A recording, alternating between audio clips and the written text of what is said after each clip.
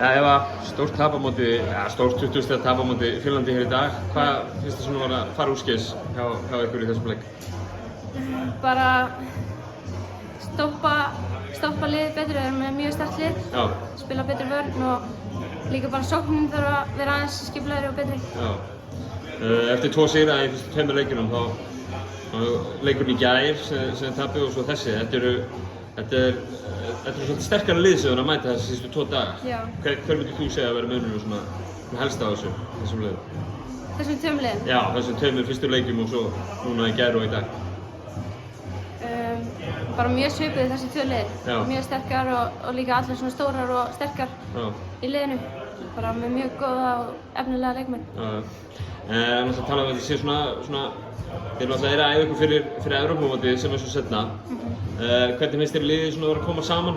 Sérðu ykkur hérna? Bara mjög vel. Mér finnst við vera að bæta okkur með hverjum leiknum bara. Já.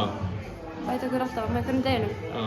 Og líka bara liðsandinn. Já. Alltaf betri og betri. Er hann góður? Já, mjög. Spilaði upp á 3. sætið á morgun á móti Danmörku en það skeikar ekki. Þau unnu þær síðast á svolítið svona skemmtilegu leikur. Já. Er það ekki? Hvernig heldur upplegið verið fyrir morgundaginn á móti Danmörku? Ég held við mætum bara á mjög ákveðnar og tökum þær, vinnum þær með þá meiri mun heldur en senast. Já. Bara mætum grimmar og klárum mótið með stærk. Þú að koma inn í yngri landslið í fyrsta skipti. Já. Hvernig er að koma inn í þetta prógram? Það er bara mjög spennandi og bara geggjað að fá þessa reynslu og líka ég læri hellinga á að æfa með þessum stelpum. Já. Þannig að bara geggjað að fá tækifæri til að bæta með þessum leikmann. Já.